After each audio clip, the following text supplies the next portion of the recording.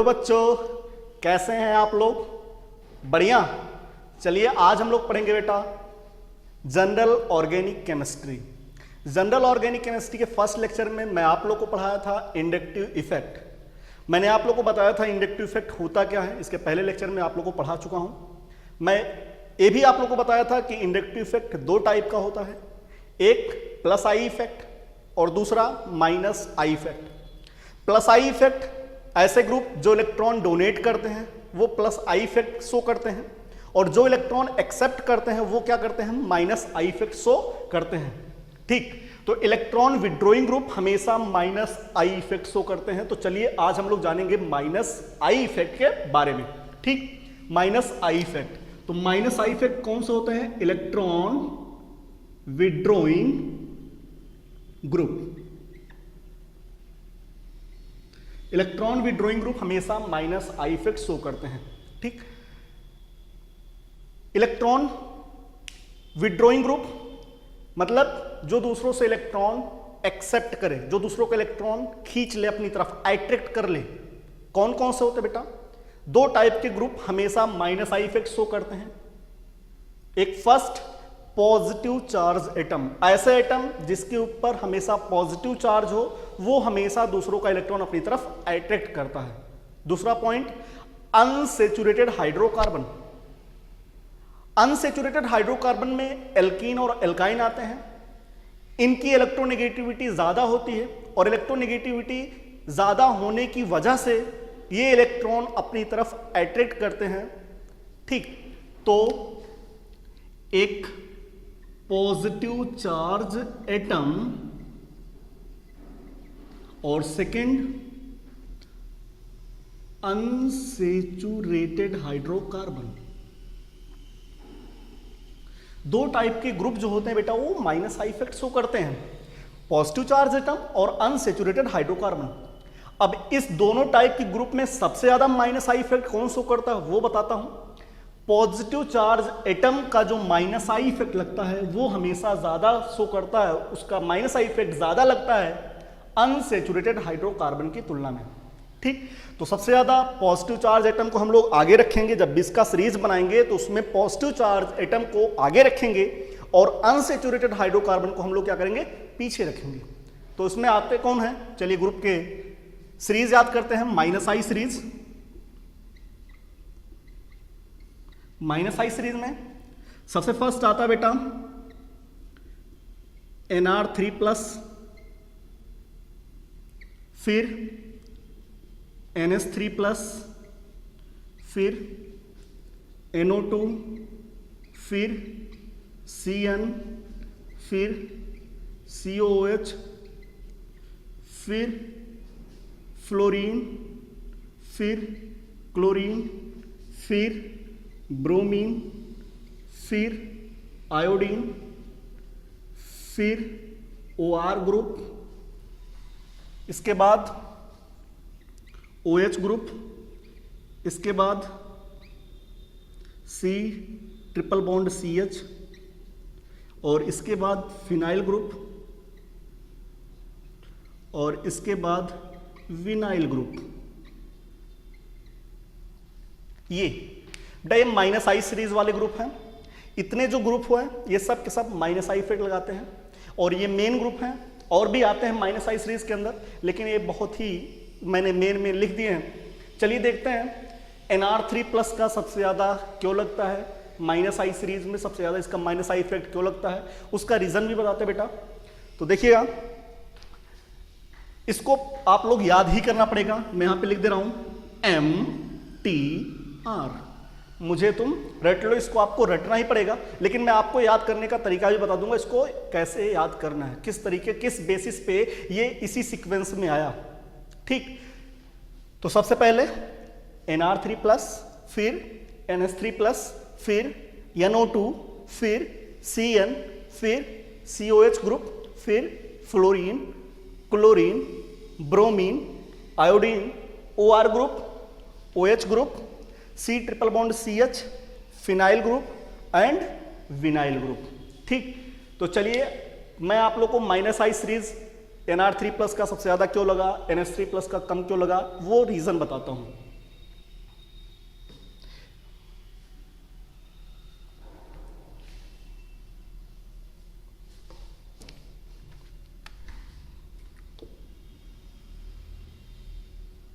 NR3 plus NH3 plus, इसका minus I effect जो लगता है NR3 प्लस का ज्यादा लगता है NH3 प्लस की तुलना में। बेटा ये किस में देखा जाता है? ये एक्वस सॉल्यूशन में देखा जाता है, एक्वस सॉल्यूशन में।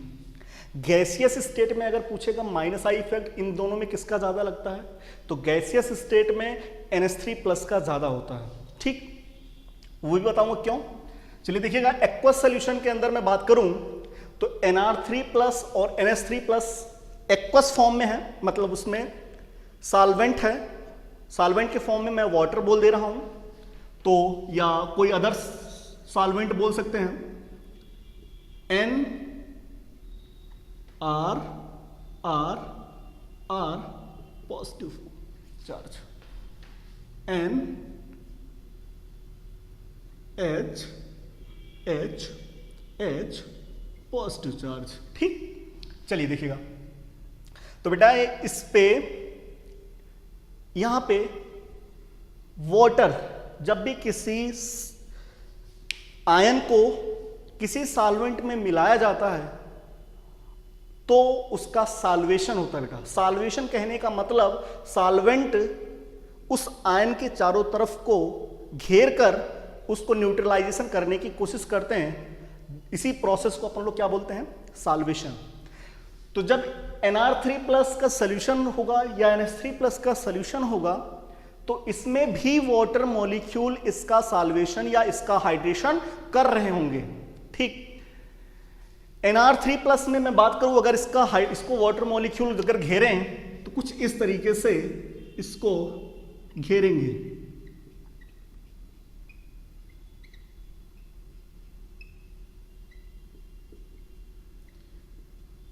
ये वाटर मॉलिक्यूल है और इसको घेरे हुए हैं।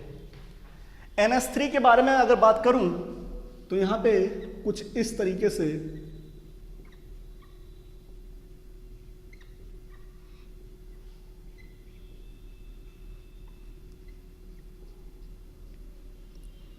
तो बच्चों आप लोग को दिखाई पड़ रहा होगा कि किसका सॉल्वेशन या किसका हाइड्रेशन ज्यादा हो रहा है। यहां पे मैं बात करूं NH3 मॉलिक्यूल में हाइड्रोजन नाइट्रोजन से जुड़ा हुआ।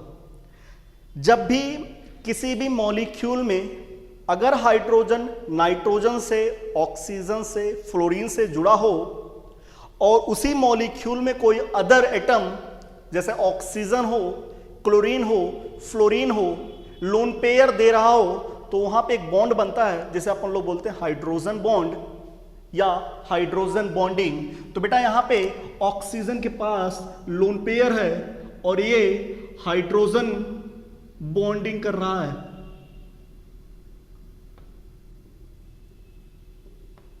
कुछ इस तरीके से। तो इस मॉलिक्यूल में क्या है? Hydrogen bonding. हाइड्रोजन बॉन्डिंग एक टाइप का अट्रैक्शन फोर्स होता है, तो इसमें हाइड्रोजन बॉन्डिंग प्रेजेंट है, इसलिए इसमें वाटर मॉलिक्यूल इस आयन के चारों तरफ ज्यादा आएंगे। जबकि इसमें R जो है, R एल्काइल ग्रुप है और एल्काइल ग्रुप जो होता है वो हाइड्रोफोबिक नेचर का होता है। कैसा? Hydrophobic nature. हाइड्रोफोबिक नेचर कहने का मतलब बेटा ये वाटर मॉलिक्यूल को अपने पास नहीं आने देगा। जल विकर्षी ग्रुप जल को दूर करता है, तो अगर वाटर इसके पास नहीं आएगा तो इसको सॉल्वेशन भी यहां पे कम होगा, इसको घेरेंगे कम, इसका न्यूट्रलाइजेशन कम करेंगे। समझ पा रहे हो? अरे बोल लो ना, अच्छी बात। चलिए बेटा, हाइड्रोफोबिक नेचर, तो यहां पे इसका सॉल्वेशन कम होगा, इसका सॉल्वेशन ज्यादा होगा। रीजन क्या है? हाइड्रोजन बॉन्डिंग, अट्रैक्शन फोर्स लग रहा है, वाटर मॉलिक्यूल इस आयन के चारों तरफ ज्यादा आएंगे। समझ पा रहे हो? चलिए देखिएगा, तो मैं यहां पे बता रहा हूं बेटा, पहला पॉइंट, इसमें सॉल्वेशन ना कह के मैं उसी को हाइड्रेशन। एक बच्चा बोला सर सॉल्वेशन और हाइड्रेशन में डिफरेंट क्या है? मैं बात करूं बेटा, अगर सॉल्वेंट वाटर हो अगर सॉल्वेंट वाटर हो और आयन को चारों तरफ से घेर रखा है तो उसी सॉल्वेशन प्रोसेस को अपन लोग हाइड्रेशन कहते हैं। अगर सॉल्वेंट वाटर को छोड़ कोई अदर सॉल्वेंट हो तो वहां पे उसी प्रोसेस को सॉल्वेशन बोलते हैं। मतलब सॉल्वेशन का एक स्पेसिफिक टाइप है हाइड्रेशन। समझ पा रहे हो? तो मैं बात करूं यहां पे हाइड्रेशन, NR3+ का हाइड्रेशन कम होगा, NH3+ का हाइड्रेशन ज्यादा होगा। तो यहां पे लिखूंगा हाइड्रेशन में क्या, लेस, और यहां पे हाइड्रेशन क्या लिखूंगा, मोर। इसमें रीजन क्या बेटा, हाइड्रोजन बॉन्डिंग प्रेजेंट है, जबकि इसमें हाइड्रोजन बॉन्डिंग नहीं प्रेजेंट है, बल्कि इसमें एक ऐसा ग्रुप जुड़ा है, एक एल्काइल ग्रुप है, और एल्काइल ग्रुप हाइड्रोफोबिक नेचर का होता है और दूर भगा रहा है किसको, सॉल्वेंट को, वाटर फॉर्म में जो है। चलिए देखिएगा दूसरा पॉइंट, हाइड्रेशन। तो इसका अगर हाइड्रेशन इसका कम होगा तो वाटर मॉलिक्यूल कम आएंगे, मतलब इसका न्यूट्रलाइजेशन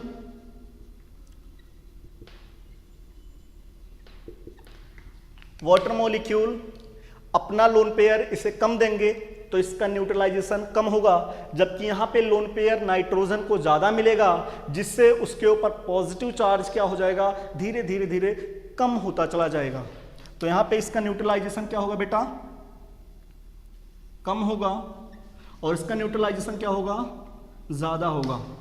तीसरा पॉइंट मैं बात करूं, न्यूट्रलाइजेशन हो जाने के बाद जो पॉजिटिव चार्ज है, किसके ऊपर पॉजिटिव चार्ज ज्यादा बचेगा, आप बताइएगा किसके ऊपर, NR3 या NH3+?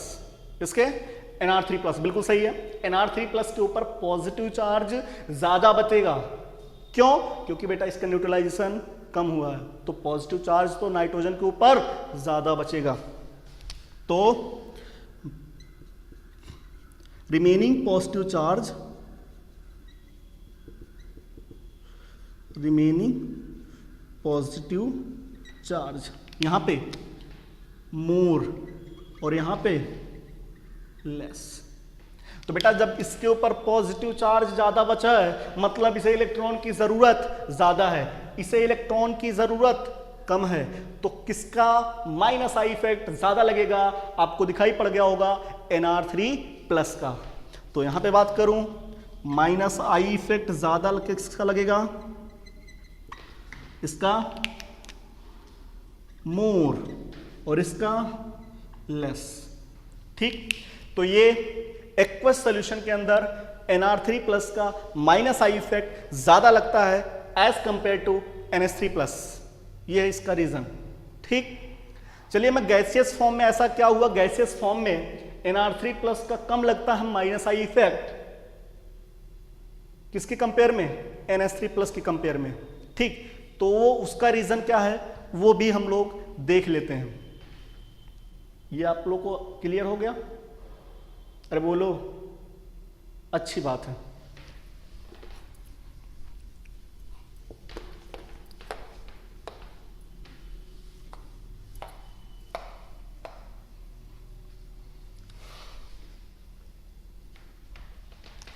चलिए गैसियस फॉर्म,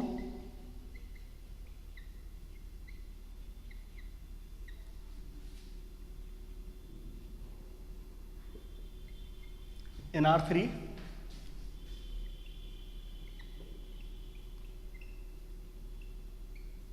NH3।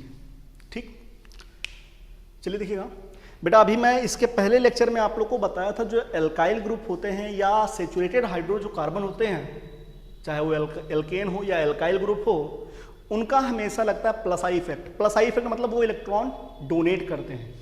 तो देखिएगा यहाँ पे कोई किसी का सॉल्वेशन नहीं कर रहा है, यहाँ गैस फॉर्म है, तो ये मॉलिक्यूल सिर्फ यही मॉलिक्यूल है, कोई अदर मॉलिक्यूल इस पर कुछ नहीं कर रहा है। तो यहाँ पे एल्काइल का क्या लगता है, प्लस आई इफेक्ट। क्या लगता है, प्लस आई इफेक्ट, मतलब ये इलेक्ट्रॉन दे रहा होगा किसको, नाइट्रोजन मॉलिक्यूल को। तो यहाँ पे इसका क्या लगता है, प्लस आई इफेक्ट, इसका भी प्लस आई इफेक्ट, इस वाले एल्काइल का भी प्लस आई इफेक्ट। आप लोगों को मैं पिछली क्लास में बताया भी था कि जो हाइड्रोजन होता है उसका कोई इफेक्ट नहीं लगता है, क्योंकि हाइड्रोजन की जो इलेक्ट्रोनेगेटिविटी होती है 2.1 होती है, बहुत ज्यादा डिफरेंस नहीं होता है, इसलिए हाइड्रोजन का जो आई इफेक्ट होता है उसको अपन लोग कंसीडर नहीं करते हैं। तो यहाँ पे हाइड्रोजन को बहुत ही कम जो भी अगर मान भी लेते हैं तो आप प्लस आई इफेक्ट मान भी लेंगे, लेकिन बहुत ही नेग्लिजिबल होता है, उसको अपन लोग नेग्लिजिबल कंसीडर कर लेंगे। तो यहाँ पे कोई इफेक्ट मान लीजिए नहीं लग रहा है, तो नाइट्रोजन के ऊपर पॉजिटिव चार्ज ज्यादा बचा रहेगा, क्योंकि यहाँ पे हाइड्रोजन अपना इलेक्ट्रॉन नाइट्रोजन को शिफ्ट नहीं कर रहा है, नहीं दे रहा है, तो इसके ऊपर पॉजिटिव चार्ज ऐसे ही बचा रहेगा। जबकि यहां पे बात करूं Nr3+ मॉलिक्यूल में एल्काइल ग्रुप अपना इलेक्ट्रॉन नाइट्रोजन को दे रहा है, जिसकी वजह से नाइट्रोजन के ऊपर थोड़ा बहुत इलेक्ट्रॉन नाइट्रोजन के पास आ जा रहा है, और नाइट्रोजन के ऊपर पॉजिटिव चार्ज यहां पे क्या हो जा रहा है, थोड़ा सा कम हो रहा है। अरे जब इलेक्ट्रॉन उसके पास आएगा तो नाइट्रोजन के पास, जाहिर सी बात है, नाइट्रोजन के पास पॉजिटिव चार्ज क्या होगा, धीरे धीरे थोड़ा खत्म होता जाएगा। अरे वो पॉजिटिव में आता जा रहा है, उसके ऊपर पॉजिटिव चार्ज खत्म हो जाएगा, इसके ऊपर पॉजिटिव चार्ज ऐसे ही बचा रहेगा। तो बताइए माइनस आई इफेक्ट सबसे ज्यादा किसका लगेगा, Nr3 और NH3+ में गैसियस फॉर्म में किसका ज्यादा लगेगा, NH3+ का। ठीक, तो एक्वस सोल्यूशन में Nr3+ का ज्यादा लगता है, NH3+ का कम लगता है, जबकि गैसियस फॉर्म में Nr3+ का कम लगता है, NH3+ का ज्यादा लगता है। ठीक, इसके बाद आता है NO2 CnCOH ग्रुप। ठीक, चलिए इन सबको देख लेते हैं। ऐसे मैं तोड़ तोड़ के आप लोग को बताऊंगा, तो आप लोग को याद भी हो जाएगा।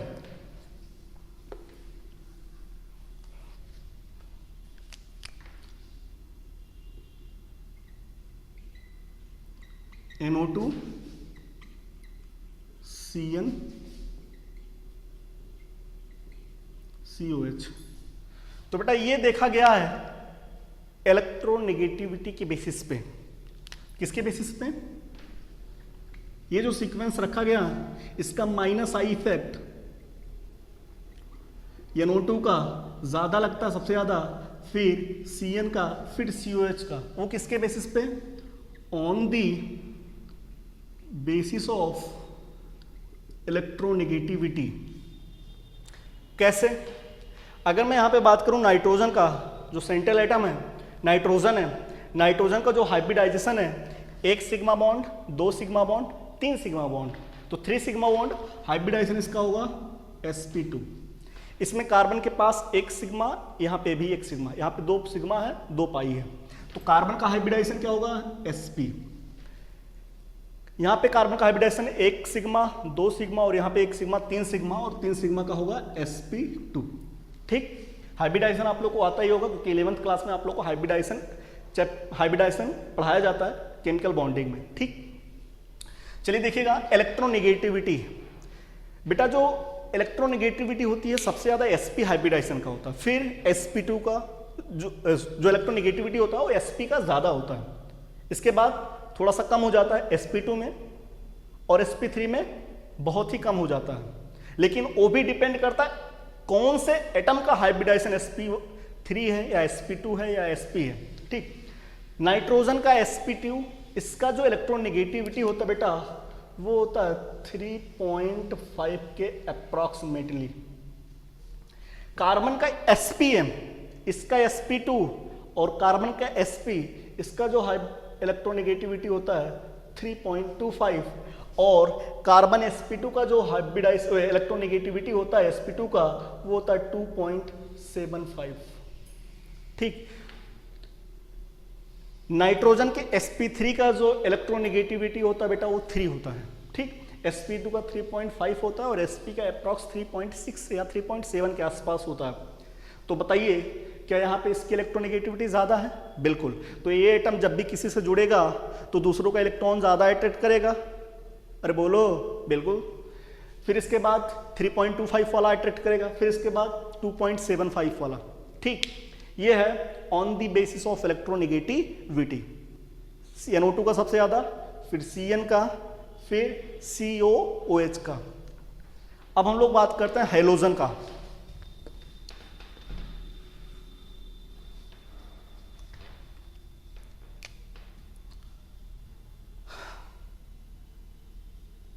Halogen, fluorine, chlorine, bromine, iodine. इसमें फ्लोरीन की जो माइनस आई इफेक्ट है वो फ्लोरीन का सबसे ज़्यादा लगता है, फिर क्लोरीन का, फिर ब्रोमीन का, फिर आयोडीन का। ठीक, ये भी किसके बेसिस पे बताया गया हम? On the basis of electronegativity. Polling scale में आप लोग को पीरियोडिक टेबल पढ़ाया था, वहाँ पे पॉलिंग स्केल आप लोग को बताया था, और पॉलिंग स्केल में जो इलेक्ट्रोनेगेटिविटी होती है फ्लोरीन की, क्लोरीन की, ब्रोमीन की, आयोडीन की, आप लोग को भी बता दिया था, याद करा भी दिया जाता है। जो फ्लोरीन की इलेक्ट्रोनेगेटिविटी आती है बेटा 4.0, क्लोरीन की 3.0, ब्रोमीन की 2.8 है, और आयोडीन का 2.5 है। ये आप लोग को इलेक्ट्रोनेगेटिविटी पीरियोडिक टेबल में इन सब का बताया जाता है। तो जाहिर सी बात है, अगर फ्लोरीन की इलेक्ट्रोनेगेटिविटी ज़्यादा है तो बताइए क्या ये दूसरे एटम से जब भी जुड़ेगा तो इसका इलेक्ट्रॉन अपनी तरफ अट्रैक्ट करेगा। ठीक, तो इसलिए इनका माइनस आई इफेक्ट फ्लोरीन का ज़्यादा लगता है, फिर उससे कम क्लोरीन का, और उससे कम ब्रोमीन का और आयोडीन का, हाइड्रोजन में सबसे कम माइनस आई इफेक्ट लगता है। ठीक, OR और OH, इसके बाद आता है OR एंड OH ग्रुप। इसको मैं आप लोग को जब मीजोमेरिक इफेक्ट पढ़ाऊंगा तो वहाँ पे बताऊंगा, क्योंकि वहाँ पे उसका प्लस एम इफेक्ट भी लगता है, तो वहाँ पे दोनों कंपेयर करके बताऊंगा। तो इसके बाद मैं आप लोग को बता रहा हूँ इसके बाद जो ग्रुप हैं C triple bond CH,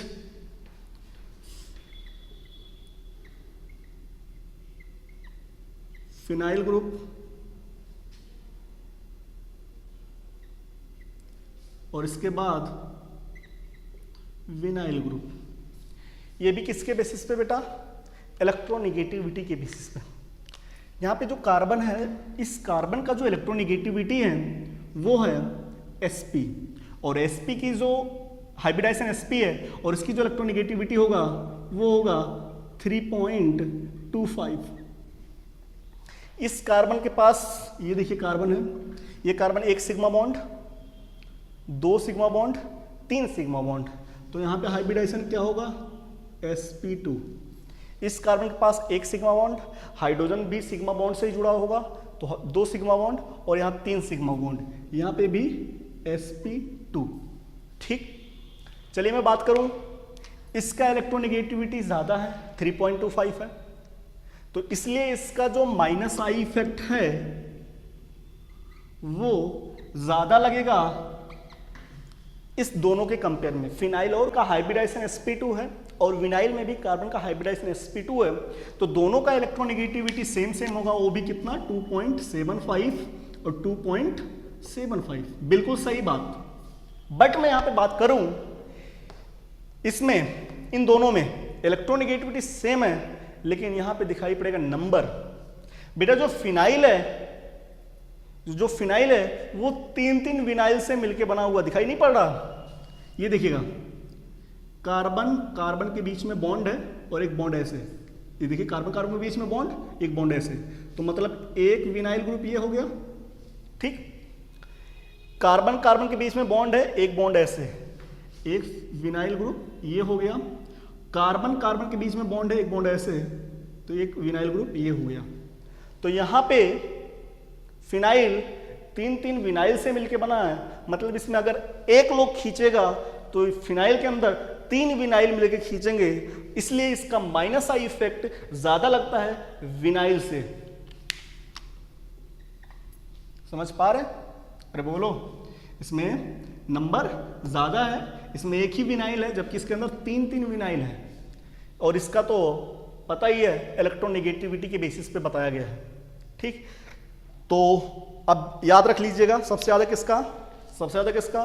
NR3+ का, फिर NH3+ का, फिर NO2 का, फिर CN का, फिर COH का, फिर फ्लोरीन का, फिर क्लोरीन का, फिर ब्रोमीन का, फिर आयोडीन का, फिर OR का, OH का, और इसके बाद C triple bond CH, phenyl group and vinyl group. बेटा ये माइनस आई सीरीज आप लोग याद कर लीजिएगा। और इसके बाद एप्लीकेशन आएगा, इंडक्टिव इफेक्ट का एप्लीकेशन बहुत ही इंपॉर्टेंट है। इसमें कार्ब कैटायन की स्टेबिलिटी हम लोग पढ़ेंगे, कार्ब एनायन की स्टेबिलिटी पढ़ेंगे, फ्री रेडिकल की स्टेबिलिटी पढ़ेंगे, एसिडिक नेचर पढ़ेंगे, बेसिक नेचर पढ़ेंगे। समझ पा रहे हैं?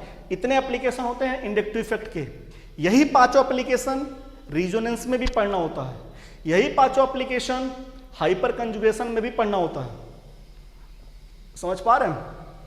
फिर इसके बाद जब हम लोग ये सब पढ़ लेते हैं, inductive effect, resonance, hyper conjugation, फिर मैं आप लोग को तीनों का मिक्स क्वेश्चन कराऊंगा, जिसमें इंडक्टिव इफेक्ट भी लग रहा होगा, हाइपर कंजुगेशन भी लग रहा होगा, रिजोनेंस भी लग रहा होगा। ठीक, अभी मैं इंडक्टिव इफेक्ट में आप लोग को ऐसे क्वेश्चन कराऊंगा, उसके एप्लीकेशन में ऐसे क्वेश्चन कराऊंगा जिसमें केवल आई इफेक्ट ही लगेगा, प्लस आई और माइनस आई इफेक्ट, उस टाइप के क्वेश्चन देंगे। रिजोनेंस जब कराऊंगा तो उसमें केवल रिजोनेंस रहेगा प्लस और उसमें आई इफेक्ट को भी मिक्स कर दूंगा। लेकिन जब मैं हाइपर कंजुगेशन कराऊंगा तो उसमें केवल और केवल हाइपर कंजुगेशन रहेंगे, उसमें हाइपर कंजुगेशन भी रहेगा, रिजोनेंस भी लगेगा और आई इफेक्ट भी लगेगा। ठीक, तो एप्लीकेशन बहुत ही इंपॉर्टेंट है। एप्लीकेशन तभी आप लोग कर पाएंगे जब आप लोग को प्लस आई सीरीज और माइनस आई सीरीज याद रहेगा बेटा। ठीक, एप्लीकेशन बताने से पहले मैं आप लोग को एक प्रायोरिटी ऑर्डर बता देना चाहता हूं, वो प्रायोरिटी ऑर्डर आप लोग को याद रहना चाहिए, बहुत ही इंपॉर्टेंट है। ठीक, चलिए देखते हैं। Priority order very very very important. Priority order, सबसे पहले हम लोग देखते बेटा चार्ज ऑन एटम। किस एटम के ऊपर चार्ज है? नाइट्रोजन के ऊपर चार्ज है, या ऑक्सीजन के ऊपर पॉजिटिव चार्ज है, या फ्लोरीन के ऊपर पॉजिटिव चार्ज है? किस एटम के ऊपर पॉजिटिव चार्ज है या किस एटम के ऊपर नेगेटिव चार्ज है, वो बहुत मायने रखता है। दूसरा point, number of group, sorry, इसके बाद डिस्टेंस, इसके बाद जो प्लस आई इफेक्ट वाला ग्रुप लगा है या माइनस आई इफेक्ट वाला ग्रुप लगा है वो कितनी दूरी पे लगा है, डिस्टेंस मायने रखता है। फिर इसके बाद नंबर ऑफ ग्रुप, वो ग्रुप कितने संख्या में है, जिसमें 3 है, जिसमें 2 है, किसी में 1 है। तो जिसमें 3 होगा उसका ज्यादा लगेगा, जाहिर सी बात है, उसमें 3-3 लोग खींच रहे होंगे या 3-3 लोग दे रहे होंगे, तो उसका फिर हम लोग क्या देखेंगे, नंबर ऑफ ग्रुप। और इसके बाद देखते हैं हम लोग पावर ऑफ ग्रुप। क्या? Power of group. तो सबसे पहले हम लोग देखते हैं चार्ज ऑन एटम, फिर इसके बाद हम लोग देखते हैं प्रायोरिटी ऑर्डर में, फिर डिस्टेंस देखते हैं, फिर इसके बाद नंबर ऑफ ग्रुप देखते हैं, फिर इसके बाद पावर ऑफ ग्रुप। पावर कहने का मतलब कि उसका प्लस आई इफेक्ट है, उसका माइनस आई इफेक्ट ज्यादा लगता है, मतलब वो स्ट्रॉन्ग के अंदर आता है, या बहुत कम लगाने वाला है। जैसे अभी हम लोग बताए थे विनाइल ग्रुप और NR3+ कहाँ है, विनाइल कहाँ है, उस टाइप के। अरे बोलो, क्या इतनी बातें समझ में आ रही है? ठीक, चलिए अब हम लोग पढ़ेंगे एप्लीकेशन ऑफ इंडक्टिव इफेक्ट। क्या? एप्लीकेशन ऑफ इंडक्टिव इफेक्ट, और वो भी पढ़ेंगे इसके बाद वाले लेक्चर में।